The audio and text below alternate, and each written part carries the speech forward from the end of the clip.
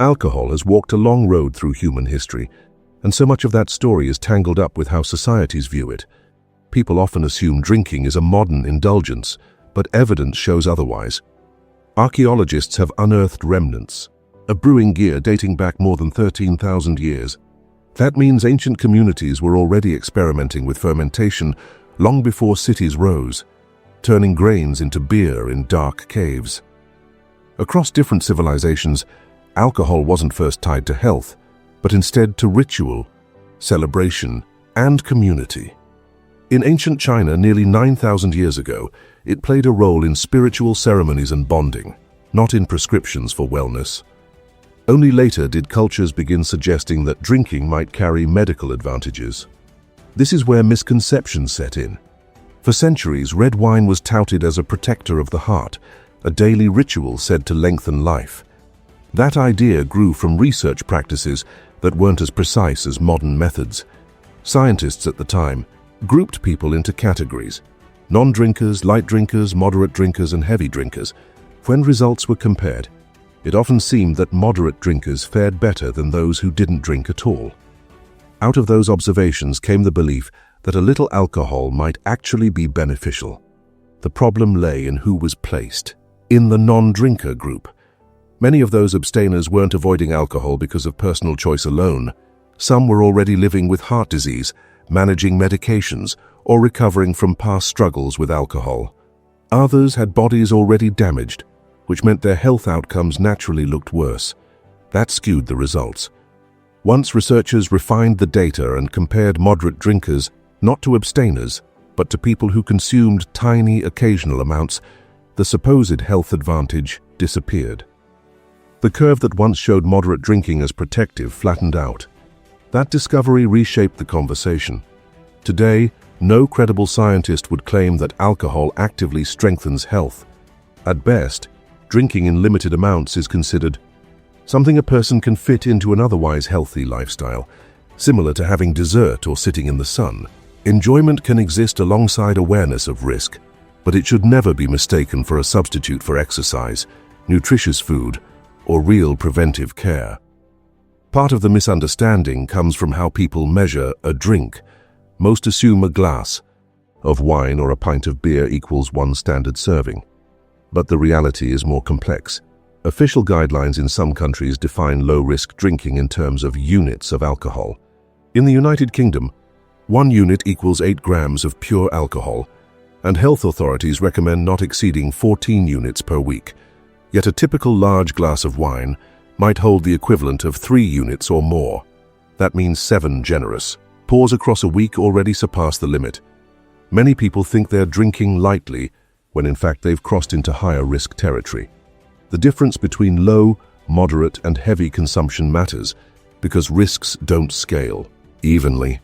For example, consistent moderate drinking has been linked to increased chances of developing various cancers. Breast cancer is one of the clearest cases. Even small amounts raise the probability. The increase may sound modest, about 5%, higher risk, but when applied across a lifetime, the numbers become significant. In a population where roughly 13 out of every 100 women will develop breast cancer, a 5% relative rise translates into many additional diagnoses. Other cancers are influenced as well. Esophageal cancer also shows higher incidence, even at relatively low levels of alcohol exposure. Colon cancer, liver cancer, and others often emerge as consumption increases. And what's striking is the dose-response relationship. The more alcohol consumed, the higher the risk climbs. It's not an all-or-nothing effect, but a steady gradient. For certain diseases, even a single drink carries measurable consequences. Men are not spared from these effects. Colon cancer, for example, is appearing more often in younger men, and alcohol is one factor among several. Liver cancer and other malignancies also connect back to drinking. Prostate cancer isn't as strongly associated, but because alcohol creates changes at the level of DNA, no organ is entirely immune.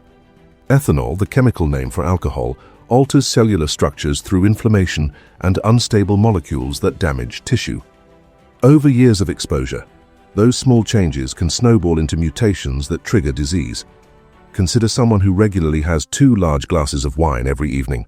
For many, that feels ordinary, a cultural ritual at the dinner table or after work. Yet by most public health standards, that person would fall into the heavy drinking category. That level of intake carries a 40% or greater increase in cancer risk compared with lighter drinkers.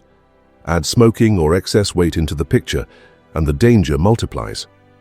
Alcohol doesn't just add to the effects of smoking, it can make the body more vulnerable to the carcinogens in tobacco, producing a synergistic effect that's far worse than either risk alone.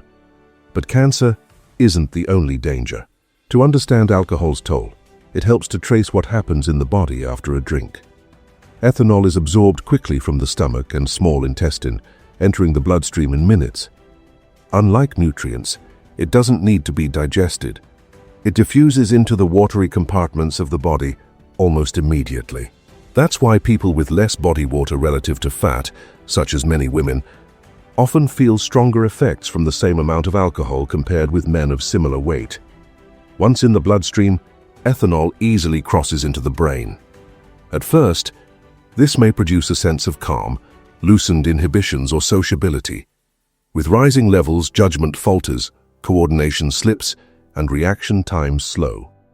At very high concentrations, consciousness itself can be lost.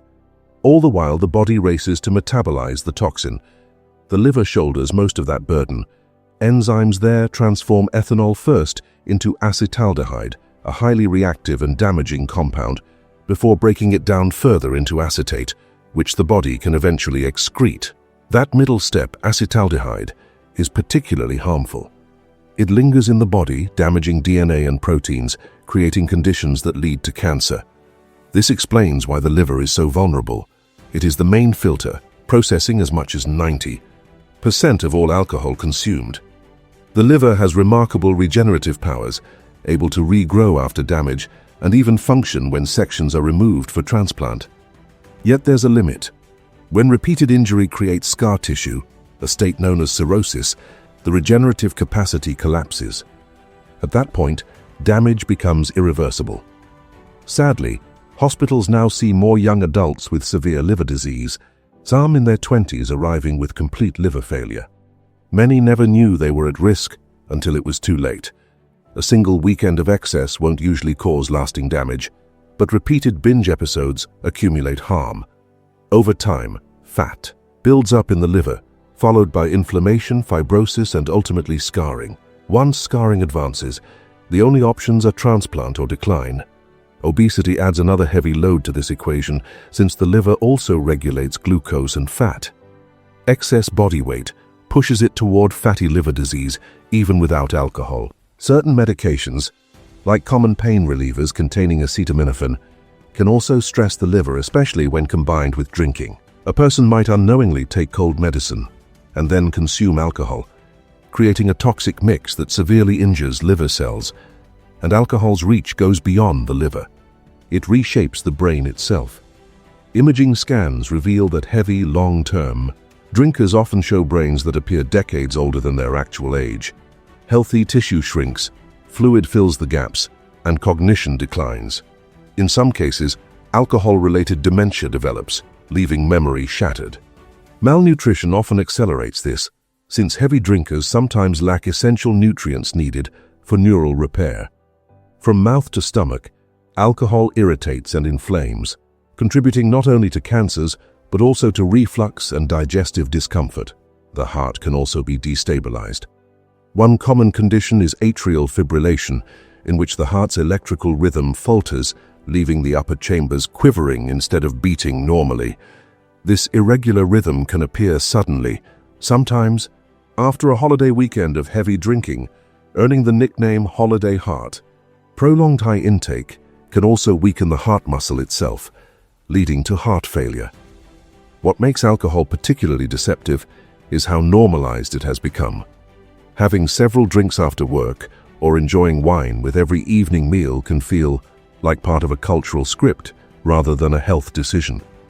Yet patterns that appear ordinary can push people into categories that scientists describe as heavy drinking. The trouble is that the human body doesn't grade alcohol by tradition, or habit, brain is among it the only most responds sensitive to the organs. chemical. Ethanol reaches it within minutes of entering the bloodstream, and while a small amount can release tension or create a sense of warmth, those effects are short-lived. With repeated or high consumption, the brain begins to change structurally. Shrinkage of both gray and white matter accelerates, looking on scans like premature aging. A person in midlife can exhibit brain features similar to someone much older. The consequence is not only memory loss but also impaired reasoning, slowed reflexes, and in severe cases, forms of dementia directly linked to alcohol. Even without years of drinking, episodes of extreme intake can trigger acute problems. One condition, sometimes called alcoholic amnesia, can erase large chunks of memory. Others may suffer sudden neurological crises because their diet, lacking in key nutrients, fails to provide the brain what it needs to repair. Alcohol then acts like gasoline on a fire, worsening the deficiency's damage. The mouth, throat, and esophagus face continuous exposure every time alcohol is consumed. The liquid itself is an irritant, repeatedly bathing those tissues in a substance that promotes mutations. That's why oral and throat cancers rise sharply in people who drink, especially when combined with tobacco. Even when cancer does not develop, chronic heartburn or reflux is common, and those seemingly benign conditions can progress into more serious disorders if ignored. Moving down into the chest, the heart struggles in multiple ways. At low levels, alcohol may not appear harmful, but once drinking rises into moderate or heavy ranges, the story changes. The irregular heartbeat known as atrial fibrillation can develop suddenly, leaving the heart unable to pump blood in its usual steady rhythm. This condition increases the risk of blood clots and stroke. The term holiday heart arose because emergency rooms often see spikes in cases after festive weekends when people drink far more than usual. Over years, continued strain can weaken the heart muscle itself, leaving it dilated and unable to contract with the strength required to supply the body. The immune system is also undermined by alcohol. Regular drinking lowers defenses, making it easier for infections to take hold. The body spends so much energy processing ethanol and its byproducts that it struggles to keep its protective barriers strong. That's why heavy drinkers often notice they become ill more frequently, healing more slowly from cuts or catching colds more often. Another underappreciated effect is on mental health. While the first glass may ease stress, alcohol as a habit often deepens anxiety and fuels depression. The brain's reward circuits adapt to the substance, so the temporary comfort becomes harder to achieve, leaving mood lower overall.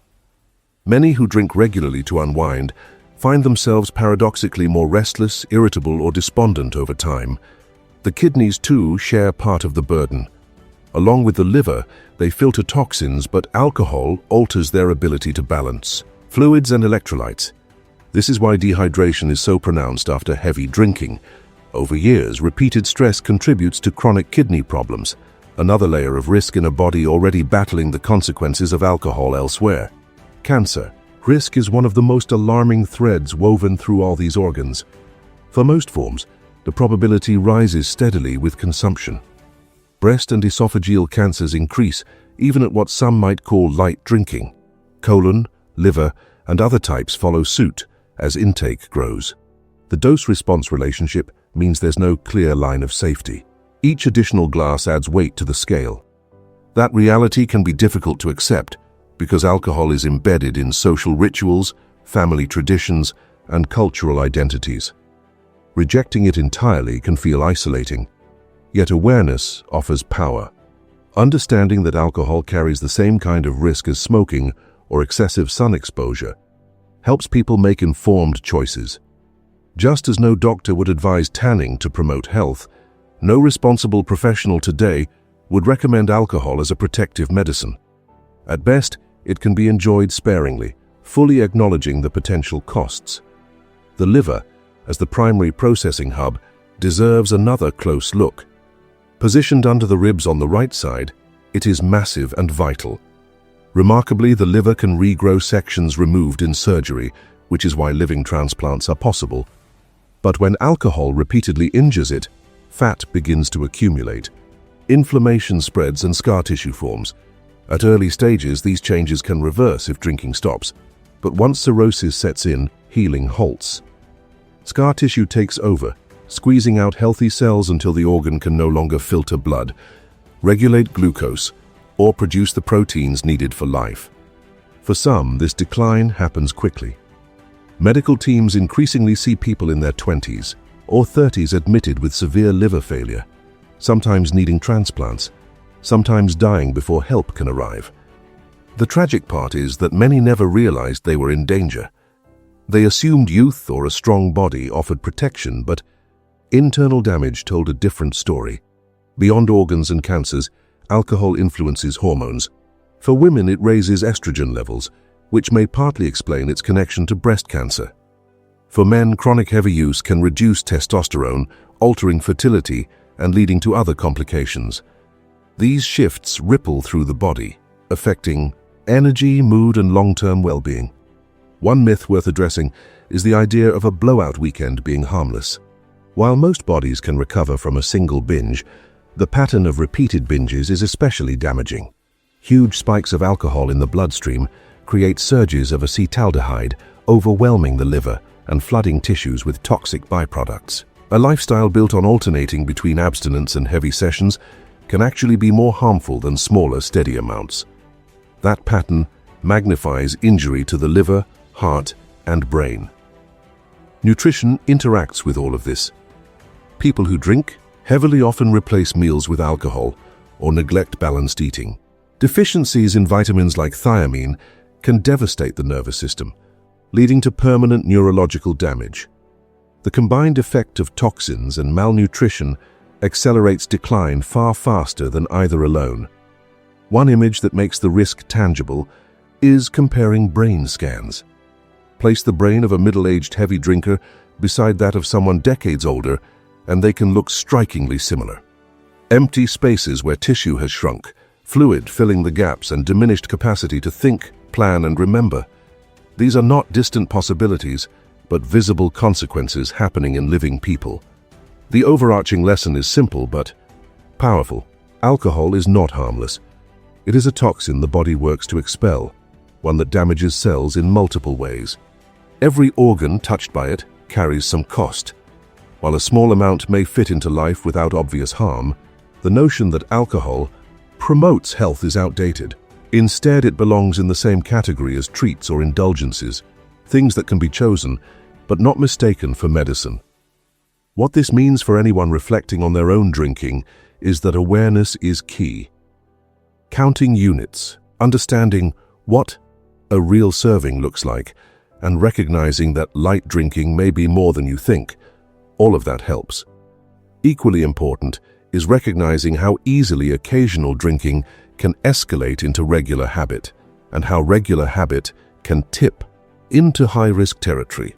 Society has normalized binge drinking, especially among young adults, but the costs are anything but normal.